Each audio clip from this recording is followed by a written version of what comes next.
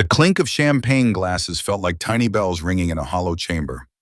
Carol Jensen, artfully disheveled in silk, gestured vaguely at my massive ships on the screen, dismissing them as mere math and physics. Her circle chuckled, approving her genius while I stood, suit collar too tight, a ghost in my own humiliation.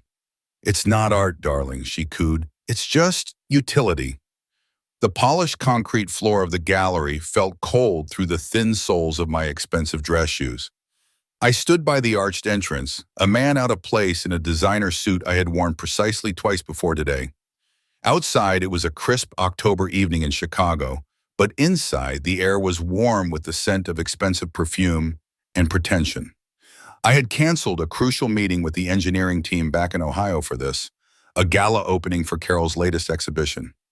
Carol Jensen, my wife of 20 years, stood at the center of a murmuring circle, her voice carrying across the hushed room. She gestured with a graceful sweep of her hand toward a spotlit pedestal. On it sat a single, rusted nail, meticulously mounted on a velvet cushion. "It's a metaphor," she explained to her captivated audience, "for the quiet decay of forgotten industry, the beauty in its raw, unpolished truth." Then her gaze drifted to the digital screen behind me, where projected images of my deep-sea exploration vessels, my massive ships, rotated slowly. They were intricate, purpose-built machines designed to plumb the ocean's depths, instruments of science and ingenuity. A faint smile played on Carol's lips as she turned back to her circle, her voice softening with a condescending sweetness. "Unlike Hank's rather literal applications of math and physics," she said, her eyes meeting mine for a fleeting second before darting away. A few of her collectors chuckled knowingly, nodding their heads in agreement, a subtle affirmation of my intellectual limitations, my perceived inability to grasp the profound artistry of a rusted piece of metal. One woman, a gallery owner from New York, even offered a pitying shrug in my direction. Carol's rusty nail, I had overheard earlier, was priced at $175,000. It was more than the down payment on our first house, more than a year of my salary, in a stark, brutal contrast to the value she clearly placed on my life's work. A slow, unfamiliar current began to stir within me. It wasn't anger, not precisely. It was a cold, quiet realization, a clarity that had been gathering for years, now crystallized by the sight of that nail and the sound of her voice. My usual quiet acquiescence, the role of the supportive husband, felt thin and fragile, like old paper. I took a step forward, then another, the sound of my shoes surprisingly loud in my own ears. The hum of conversation in the room began to fade, replaced by a subtle shift in the air, a collective intake of breath as people sensed a deviation from the script. Carol saw me approach, her practiced smile flickering into something nervous and strained. "Hank," she said, her voice a little too bright, "you made it." She reached out as if to take my hand, but I kept my hand still at my sides. "It's over," I said, my voice level, the words tasting clean and final. Her eyes darted to her friends, a quick, uncertain flicker. She let out a short, nervous laugh, a sound like dry leaves skittering across the pavement. "What's over? You're being dramatic, Hank. You know how these evenings get." I looked at her, at the careful artifice of her composure, at the rust on the nail behind her. "This marriage," I clarified, "us, everything." The laughter caught in her throat. Her face, usually so composed, crumpled slightly at the corners of her mouth. "Hank, what are you talking about? After 20 years? 20 years of supporting you," I said, my gaze sweeping over her, taking in her silk dress, the expensive earrings, the room itself, of standing beside you, of listening to you belittle everything I do. This. I nodded towards the nail, then back to her. "This is what you really think of me, isn't it? An uncultured technician who just does math and physics." Her mouth opened, then closed. No words came out. I turned my head slowly, looking at the faces in her circle, the gallery owner, the critics, the collectors. Their smiles had vanished, replaced by a stunned silence. "Enjoy the rusty nail, everyone," I said, my voice carrying clearly through the sudden quiet. "It's apparently worth more than 2 decades of marriage." Then I turned and walked out. The cool evening air hit me as I stepped onto the street, clean and sharp. A surprising lightness settled in my chest, a feeling I hadn't recognized in years. My phone buzzed in my pocket almost immediately. Carol, I silenced it. Then another call, and another. I got into my car, a sensible sedan, and drove toward the brownstone in Lincoln Park, the trendy one Carol had insisted on, the one that had never really felt like home. Later in the guest room, after the phone had stopped ringing, I heard her voice through the closed door, muffled by the heavy wood. "Hank, please. It was just banter. I was playing a part." Her voice was thick with manufactured tears. I sat on the edge of the bed, staring at the muted patterns on the wallpaper. "The part," I replied, my voice calm and clear, "where you genuinely believe I'm an uncultured technician." The polished oak door of the guest room felt solid beneath my palm. Carol's soft, pleading voice continued, muffled from the other side. "Hank, please. You know how much your work means to me. I've always supported you." The words were hollow, ringing with a familiar insincerity. "No," I corrected her, my voice clear and steady. "You've always tolerated my work. You've always made it clear with every polite smile and veiled barb that you think it's something beneath your artistic sensibilities. A mere technicality, not a calling." I paused, letting the silence settle between us, thick and heavy. "Well, I'm done being your Philistine husband prop, Carol. Done with being the dull engineering mind to your brilliant bohemian artist." A sharp intake of breath. "One comment," she protested, her voice rising now, losing its fragile pretense of tears. "One comment, and you're throwing away 20 years, everything we built." I took a breath and opened the door. The guest room was dimly lit by the bedside lamp. Carol stood there, her face blotchy, streaks of mascara running down her cheeks, a picture of manufactured distress. Her silk robe hung open slightly. "It wasn't one comment, Carol," I said, looking directly into her red-rimmed eyes. "It was the last in an endless series of comments, of looks, of dismissals. The way you'd introduce me at parties. Hank, he builds things," with that little sigh. "The way you'd talk about my little projects to your artist friends while they wax poetic about a brick on a pedestal." My gaze hardened. "I design vessels that save lives, that map the uncharted depths of the ocean. And you," I gestured vaguely toward the gallery with a tilt of my head, "you sell rust to rich people and call it commentary." Her expression shifted, the hurt melting away, replaced by a sudden fierce anger. "How dare you, she spat, her voice tight and high. "My work challenges perceptions. It makes people think about the inherent value in overlooked objects." I met her stare, unblinking. "So did what I did tonight," I said, and with a quiet click, I closed the door between us. The silence that followed was profound, broken only by my own breathing. I stood there for a moment, then turned and walked to the closet. I pulled out my old leather duffel bag, the one I took on research trips, and began to pack. My clothes, simple and practical, went in first. The next morning, the first hint of pale light was just barely seeping through the gaps in the blinds when I made the call. "Brenda Stone," the voice on the other end was crisp, professional. "Yes, Brenda, it's Hank Miller. I need your help. I'd like to initiate divorce proceedings." By the time Carol emerged from the master bedroom, her eyes still a little puffy, her hair artfully messy, I was almost done. She walked into the living room, perhaps expecting to find me on the couch, contrite, ready to apologize and fix things. Instead, she found me heaping up a suitcase by the front door. Her voice was small, tentative. "What are you doing?" "I'm leaving it," I stated, not looking up as I secured the zipper. She watched me for a moment, then a more familiar irritation began to creep into her tone. "This is ridiculous, Hank. We need to talk about this, like adults." I picked up the suitcase. Its weight felt good in my hand. "We're past that, Carol." Her voice rose sharply. "You called your lawyer before talking to your wife, before even trying to fix this?" The indignation was palpable, as if I had committed an unforgivable breach of etiquette. I set the suitcase down and looked at her. "I'm not interested in being manipulated back into a relationship where I'm the perpetual punchline, Carol. I'm done being the simple engineer to your complex artist." "Manipulated?" she scoffed, crossing her arms over her chest. That's unfair. I never remember dinner with the Larsons. I cut in, not raising my voice, just stating facts. You told them I thought Van Gogh was too emotional. Remember the museum fundraiser? You joked that I mistook a Rothko for a fire exit.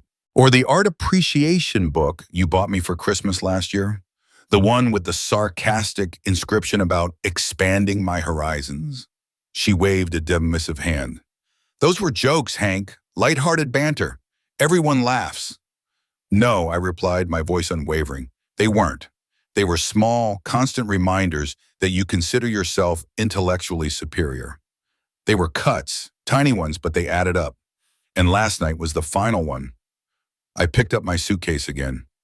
Enjoy your superiority from now on, Carol. I'll have the rest of my things moved out next week. I turned towards the door, my hand on the cool brass knob. Where are you going? She called out, her voice cracking, a strange blend of anger and genuine confusion. I opened the door and stepped out into the crisp morning air. Somewhere I don't have to apologize for what I do or who I am. The legal separation proceeded with a swift, clean brutality, much like a surgeon's scalpel, leaving behind scars that were still tender. Carol, through her lawyer, fought with a ferocity I hadn't expected, not just for the brownstone, but for shares of my firm, Miller Marine Engineering. It felt less like a dissolution of a marriage and more like a hostile corporate takeover. They're actually arguing, Brenda Stone said during one of our calls, her voice tight with professional disgust, that her cultural contributions somehow enhanced your professional reputation, that her being a recognized artist in Chicago somehow made Miller Marine a more prestigious company. Brenda, usually unflappable, sounded genuinely appalled. She paused, then added, her voice dripping with sarcasm. They're arguing that her displaying a urinal on a pedestal last year somehow increased the value of your hydrofoil designs. I managed a grim chuckle. That exhibition was called Fluid Dynamics, ironically enough. The memory of Carol explaining the piece at its opening to a room of nodding art patrons flashed in my mind.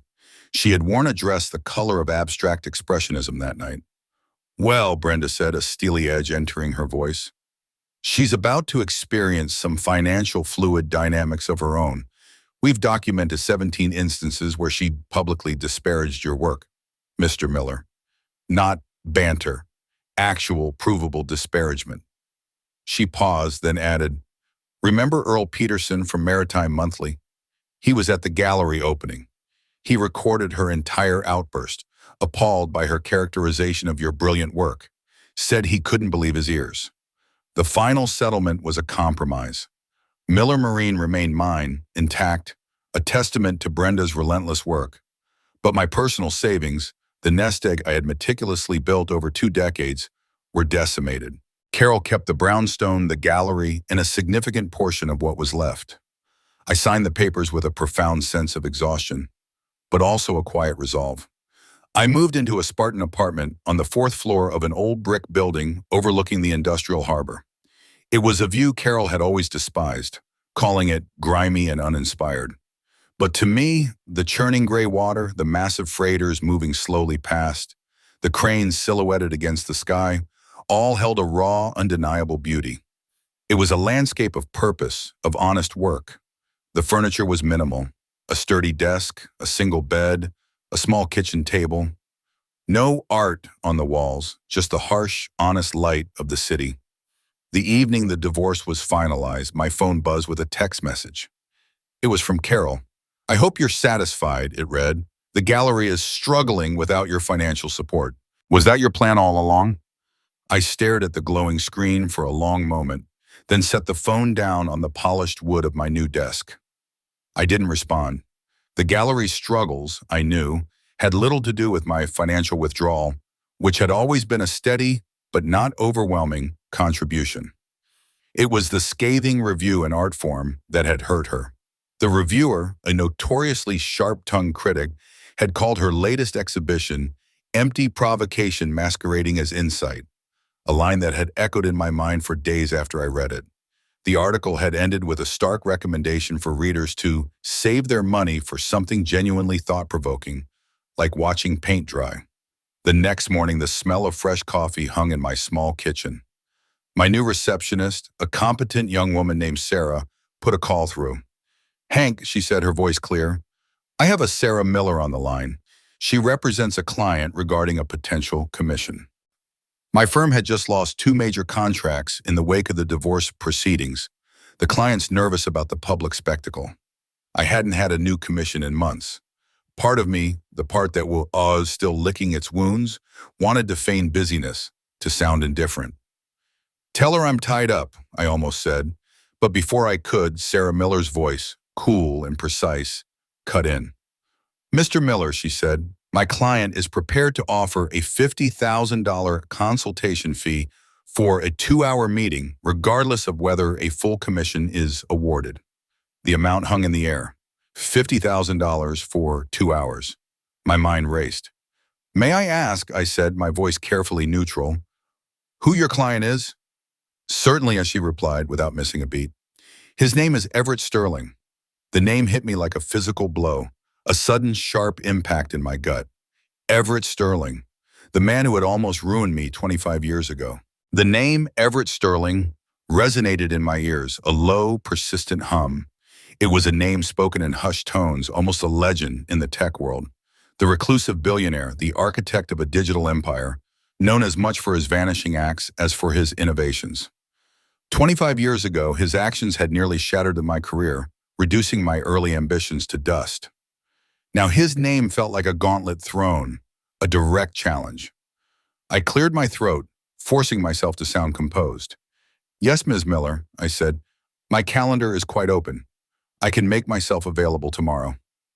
The lie felt surprisingly easy. After hanging up, I immediately dialed Beth Evans, my lead designer. Beth, you won't believe this, I said, skipping pleasantries. Everett Sterling's people just called. They want a meeting. A beat of silence, then Beth's excited gasp. She was a brilliant engineer, fiercely loyal, and had been with me through my firm's leanest years. This was big. The meeting with Sarah Miller was set for the following day at a discreet executive office suite downtown, its windows offering a sterile view of glass and steel. I spent the rest of the evening submerged in research. Sterling's Wikipedia page was sparse. His official biography, a curated list of achievements. News articles were mostly ancient, speculating about his private island, his rumored philanthropic ventures, his almost complete withdrawal from public life. There were wilder rumors, too, about his health, his eccentricities, even whispered conspiracies. Nothing concrete, nothing that shed light on why he would be seeking out a marine engineer like me. A flicker of hope, something I hadn't felt with such intensity in years, ignited within me. This wasn't just a potential contract. It was a challenge, a mystery worthy of my engineering passion. It felt like standing at the edge of an abyss, with the promise of something extraordinary on the other side. The next day, I arrived at the office suite precisely on time, my briefcase containing meticulously prepared summaries of Miller Marine's most complex projects, my mind buzzing with potential scenarios. Sarah Miller greeted me. She was all business, her expression unreadable. She wore a tailored charcoal suit and spoke with a quiet authority. Mr. Miller, she began, Mr. Sterling is interested in a highly unusual marine project. That was as specific as she got. She spoke of the need for absolute discretion, for innovative thinking that pushed the boundaries of current engineering. She warned of the immense scale, the unique challenges, the kind that only a man like Sterling would even contemplate. No specifics, no diagrams, just a vague, tantalizing hint of something vast and unprecedented. The meeting concluded after precisely 2 hours. I accepted the check for $50,000, the crisp paper feeling heavy in my hand. Still no direct contact with Everett Sterling himself, no definitive project brief, just a thick, non-disclosure agreement and a promise of more to come. I returned to my sparse apartment, the weight of expectation and raw curiosity settling over me. It was heavy, yes, but exhilarating. I pulled out my sketch pad, the one I usually reserve for complex schematics, and began to draw. Designs for vessels I hadn't even conceived of, submersibles capable of navigating unknown pressures, structures that defied conventional marine architecture. My mind hummed, truly alive for the first time in months, perhaps years. Later that evening, while scanning a regional news aggregator, a small article caught my eye. Jensen Gallery struggles to secure new funding. It was a brief, dismissive piece, buried deep in the arts section. It mentioned that Carroll's recent exhibitions had been lacking critical engagement, and that several key investors had pulled back their support. There was a picture of Carroll, taken at a recent event, looking thinner than I remembered, her usual confident smile replaced by a strained, almost fragile expression. A pang of something passed through me, not regret, but a hollow echo of the past, a recognition of a shared history that was now utterly severed. It was quickly overshadowed, though, by the future Everett Sterling represented, a future brimming with the kind of intellectual challenge Carroll had always dismissed. 2 days later, Sarah Miller called again. "Mr. Miller," she said, her voice devoid of inflection, "Mr. Sterling would like to meet you directly. In 2 weeks. The location will be disclosed 48 hours prior to the meeting." The mystery deepened. The winding, unpaved road led through dense woods, far from any highway, any city hum. Everett Sterling's secluded estate appeared like a mirage, a minimalist structure of glass and dark wood nestled into a sprawling landscape. It was a place designed for privacy, for quiet thought, for a man who had chosen to step away from the world. Everett Sterling himself was not what I expected. Not the aloof tech titan of rumor, but a man of intense focus, surprisingly down to earth, though with eyes that held the weight of vast intelligence. He led me through a sun-drenched study, filled with books rather than screens, and unfurled a series of hand-drawn schematics. His vision was breathtaking, an autonomous deep-sea research vessel, unlike anything ever conceived. Not merely a machine for exploration, but a philosophical quest, he explained, touching on themes of environmental redemption, of human legacy beneath the waves. He spoke of restoring coral reefs, of mapping unknown marine life, of seeding the ocean with life-sustaining nutrients. It was a vessel with true purpose, with inherent form, a physical manifestation of a profound idea. I was completely captivated. This was it. This was the work I was always meant to do, the kind of engineering that transcended mere functionality. The scale, the ambition, the sheer impossibility of it all ignited something primal within me. We shook hands on an initial design contract, the scope of which dwarfed anything Miller Marine had ever undertaken. It was a lifeline, a future, an affirmation. Back in the city, the sterile apartment quickly transformed into a war room. I was fully immersed, working closely with Beth Evans, our team fueled by coffee and a shared sense of purpose. Hours bled into days, days into weeks. The blueprints filled every surface, calculations covered whiteboards. For the first time in a long time, the mundane anxieties of my life receded, replaced by the exhilarating complexities of Sterling's vision. Then an unexpected call came. It was from Mark, an old acquaintance, a mutual friend of Carol's and mine from our earlier years. His voice was awkward, hesitant, hinting at unsettling rumors. "Hank," he began, "I heard about the divorce. Look, I don't mean to pry, but, well, there's talk." He coughed. "About Carol and Richard Vance. You know, the gallery owner? People are saying they were quite close, even when you two were together." The implication hung heavy in the air, a suggestion of more than just professional collaboration. I dismissed it, almost out of habit. "Mark, Carol's life is her own now. I'm not interested in gossip." I hung up, trying to shake the uncomfortable feeling. Richard Vance. He was older, smooth, always impeccably dressed. He had always been a regular fixture at Carol's gallery openings, his arm often around her shoulder, his laughter a little too intimate. But I had always dismissed it, telling myself it was simply the art world, a different kind of camaraderie. The seed of doubt, however, had been planted. A few weeks later, Carol called. She had sold the brownstone, the house she had fought so fiercely to keep. She needed me to collect the last of my old junk from the basement before the new owners moved in. It felt like a final severing. I drove over, the house already feeling cold, stripped of her presence. In a dusty corner, tucked behind an old water heater, I found a small wooden box, one I didn't recognize. Inside, beneath layers of forgotten invoices, were old letters and photographs. Snapshots of Carol, younger, laughing, in the arms of Richard Vance. Not professional portraits, but candid, intimate moments. Postcards from Venice, from Paris, signed with endearments, their dates clearly overlapping with our marriage. Letters detailing secret rendezvous, whispered affections, a sustained, intimate affair that had been running for years. Even as I poured my energy, my financial resources, my very self into supporting her career, into building a life we were supposedly sharing, she had been elsewhere, with someone else. The betrayal hit me harder than the public humiliation at the gallery, a deeper, colder kind of pain that reshaped my understanding of our entire relationship. The condescension, the dismissals, the constant belittling of my work. It wasn't just about art, I realized.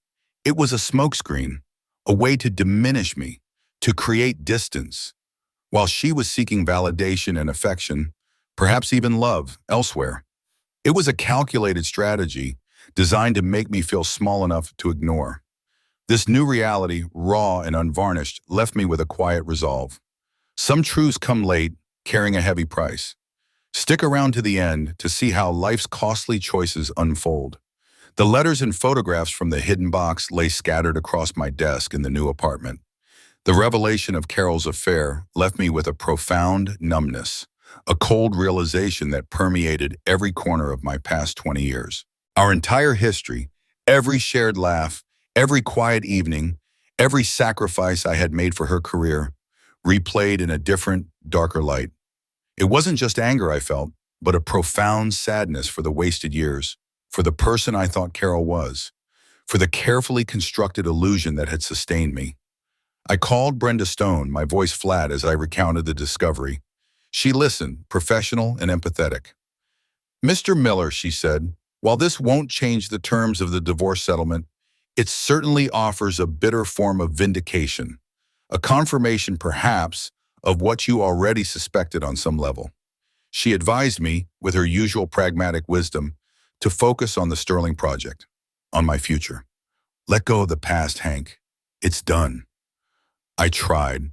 I compartmentalized, pushing the image of Carol and Richard Vance to the farthest corners of my mind. I poured myself into the Everett Sterling project, finding solace in the exacting logic of engineering. The complexities of deep-sea pressure, the elegant solutions for autonomous navigation, the intricate designs for environmental sampling systems, these demanded my full attention. The design for Sterling's earthly began to take shape, complex and elegant, a testament to my renewed, almost desperate focus. It was a beautiful machine, a symbol of purpose. Through the grapevine of old friends and mutual acquaintances, whispers reached me about Carol. Her financial situation had worsened considerably.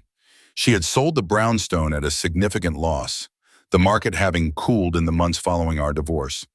Her gallery, already struggling after the art form review, continued to falter. More strikingly, Richard Vance, the prominent gallery owner, had now moved on. He was championing a younger, more cutting-edge artist, leaving Carol professionally and presumably personally adrift. A grim satisfaction settled within me, a sense of cosmic balance, perhaps. But it was tempered by the hollowness of my own past, the lingering echo of a betrayal that still resonated. It wasn't the triumph I might have once imagined, but a quiet, almost melancholic acceptance of how things had unfolded. One crisp autumn morning, a few weeks later, I found myself in a local coffee shop, nursing a black coffee before heading to the office. The bell above the door chimed, and I looked up. Carol, she stood there scanning the room, her once vibrant facade faded. She looked tired, her usual confident smile replaced by a strained, almost fragile expression. Her eyes met mine. For a moment she hesitated, then walked towards my table. "Hank," she said, her voice a little too bright, a forced politeness that felt thin and brittle. "Fancy meeting you here." I nodded, taking a sip of my coffee. "Carol." My voice was even, guarded. She sat down opposite me, uninvited, pushing a stray strand of hair behind her ear. I wanted to apologize again," she began, her gaze darting around the busy coffee shop, avoiding my eyes. "About the gallery, about everything. I know I was difficult, selfish even." She fiddled with the sugar packet on the table. still not fully grasping the depth of my pain, the specific betrayal I had uncovered. I watched her, the woman who once held my heart, the woman who had shared 20 years of my life, however deceptively. The silence stretched between us, filled with the clatter of cups and the murmur of other conversations. Then I spoke, my voice low and steady, cutting through her practiced contrition. I know about him, Carol, all of it. The color drained from her face, leaving her skin a pale, sickly white. Her hands stilled on the sugar packet. Her carefully constructed composure, the last vestiges of her public persona, shattered in an instant. Her eyes, wide and suddenly vulnerable, met mine, filled now with a raw, undeniable fear. The full weight of her deception, finally revealed to me, hung in the air, a silent, damning judgment. The color had drained from Carol's face, leaving her pale and brittle. She stammered, a choked mix of denial and frantic justification. Hank, it was complicated. The pressure of the gallery, the critics, Richard was just, he understood. Her voice trailed off, hollow. I looked at her, truly seeing her for the first time in years. All those times, I said, my voice steady, when you critiqued my literal work, my lack of artistic vision, my intellectual limitations. They weren't just condescension, Carol. They were a deflection, weren't they? A way to project your own guilt, your own insecurity. To make yourself feel superior while you were doing something less than honorable. She broke down then, the carefully constructed facade crumbling. Tears streamed down her cheeks, real tears this time. Yes, she whispered, her voice raw. Yes, it was. The gallery was struggling. I felt I was losing my edge. Richard made me feel relevant, validated. It was desperate, Hank. I know it was wrong. I listened, no longer seeking revenge, no longer needing to prove anything, just trying to understand the full, devastating scope of the collapse. There was no triumph in her confession, only a quiet, profound sadness. I don't harbor any ill will, Carol, I said, the words feeling true, unburdened. But there's no going back. The trust is irrevocably broken. What we had, it was an illusion. The conversation ended with a heavy silence, thick with unspoken regrets and unchangeable truths. Carol was left to face the full consequences of her actions, alone in the crowded coffee shop, her world stripped bare. I paid for my coffee and walked out into the crisp autumn air, leaving her to her fractured reality. In the ensuing weeks, news circulated in the art world about Carol's increasingly desperate attempts to stay relevant. Her new exhibition were poorly received, critics dismissing them as rehashes of old ideas, devoid of authentic passion. Her financial situation continued its downward spiral. The brownstones sold for less than she hoped, and the gallery, without the consistent infusions of my capital and her former network, was on the brink. Meanwhile, Miller Marine's project with Everett Sterling gained incredible momentum. Initial concept designs were approved, funding was secured for the prototype phase, and the project began to attract positive, if discreet, attention within specialized engineering circles. I found myself genuinely happy, a deep, quiet contentment I hadn't known in years. My work was fulfilling, intellectually stimulating, and my new apartment, Spartan as it was, became a sanctuary of peace and purpose.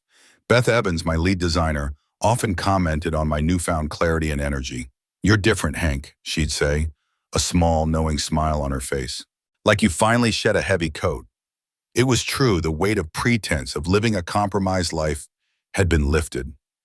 I realized then that true paying the price wasn't always about financial ruin, though Carol was certainly experiencing that. It was about the loss of respect, the erosion of love, and ultimately the shattering of one's own sense of self. I also reflected on my own role, my quiet tolerance of Carol's barbs, my avoidance of confrontation. My own silence had allowed the situation to fester, creating fertile ground for deception to take root. I hadn't been an entirely innocent victim. I had been a complicit participant in the slow erosion of my own worth. The deep-sea vessel's design was finalized, a marvel of engineering that embodied both function and a profound, quiet beauty. Its sleek lines, its robust structure, its innovative propulsion system, It was everything I had ever wanted to build. Everett Sterling, a man of few words but keen insight, commended me for my integrity and vision, forging a bond of mutual respect that felt earned and solid. I understood then that this project was not just about building a ship. It was about rebuilding myself, piece by painstaking piece, in the honest, unyielding crucible of my true passion. Months turned into seasons. The Chicago winter had given way to a hesitant spring, then a humid summer. On the sprawling docks of a specialized shipyard, a monumental undertaking had begun. Everett Sterling's deep-sea vessel, codenamed the Leviathan, was no longer just a blueprint. Its initial modules, massive and gleaming, were being assembled, each piece a testament to the meticulous work of Miller Marine Engineering. This project had brought my firm unprecedented recognition, not just within specialized circles, but in broader engineering and scientific communities. The financial stability it secured was immense, a solid foundation beneath my feet. One sweltering July afternoon, among a stack of professional correspondence, I found an envelope addressed in unfamiliar handwriting. It was from Carol. I opened it slowly. The letter was long, handwritten. The ink occasionally smudged as if by tears. It was a heartfelt, genuinely remorseful apology. She confessed to her affairs, to the years of undermining me, to the relentless criticism that had masked her own profound insecurities. She wrote of hitting rock bottom. Losing the gallery had been the first blow, then her reputation in the Chicago art scene. The artistic friends who had once orbited her quickly abandoned her, drawn to new, more solvent stars. She admitted her condescension towards my work wasn't about me at all, but a desperate defense mechanism, a way to feel superior when she was secretly struggling with her own value, her own dwindling relevance. "I was so lost, Hank," she wrote, "and I took it all out on you, the one person who always believed in me." I read the letter with a detached empathy. There was no surge of anger, no desire for revenge, just a quiet understanding of her confession. Her pain was palpable on the page, but the chasm between us was too wide, too deep to bridge. I felt no desire to rekindle any connection, not even a casual friendship. The past was too thoroughly shattered. I drafted a brief, polite response, typing it on my old desktop computer. I wished her well, hoped she found peace, but clearly stated that our paths were separate now, and that was how it needed to remain. It was a clean, unambiguous severing, devoid of lingering bitterness. A few weeks later, I paid a visit to Earl Peterson, the journalist from Maritime Monthly who had witnessed Carol's outburst. We met in his cluttered office, the air thick with the scent of old paper. He praised my work on the Leviathan, his eyes shining with a genuine respect. "Hank," he said, leaning back in his swivel chair, "it's good to see you getting the recognition you deserve. Always knew you had it in you." He shared some news he'd heard through industry channels. Carol had left the city. Reportedly, she'd moved back to her small hometown in rural Iowa, teaching art at a community college. I pictured her there, in a quiet classroom, perhaps teaching basic watercolors or ceramics to local students. There was a quiet dignity in her choice, a return to authenticity, a stripping away of the pretense she had built around herself. Perhaps, I thought, it was a sign of true growth, a chance for her to find her own genuine value, away from the demanding, often superficial, world of high art. One crisp autumn morning, a year and a half after that fateful gallery opening, I stood on the docks. The enormous modular sections of Everett Sterling's vessel towered above me, an intricate puzzle slowly coming together. The air hummed with the sound of cranes, welding torches, and the distant clang of metal on metal. It was a testament, not just to engineering prowess, but to resilience, to the quiet endurance of purpose. I felt a deep, abiding sense of peace, a quiet contentment that settled in my bones. I had navigated the turbulent waters of betrayal, of public humiliation, of profound personal loss. I had found my own clear horizon, a path forward built on integrity and the unwavering pursuit of what I truly believed in. I had paid my own price in quiet suffering, in the slow, agonizing process of dismantling a life built on an illusion. But I had emerged. I was intact, my integrity solid, and my future was now built on genuine purpose, forged in the honest work of my own hands and mind. I looked out at the vast, open water of the lake, stretching out to meet the horizon. It was a symbol of endless possibilities, of journeys yet to be undertaken. I was no longer defined by the rust of the past, by the small, corroded resentments, but by the strong, clean lines of my own making, ready for whatever lay ahead. The story of Hank Miller, the quiet Midwestern engineer, and Carol Jensen, the artistic wife, ended not with a bang, but with a quiet, decisive click.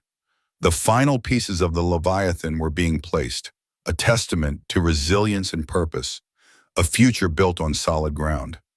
Carol, far away in rural Iowa, found a different kind of truth in her small-town art classes, shedding the pretense that had once defined her.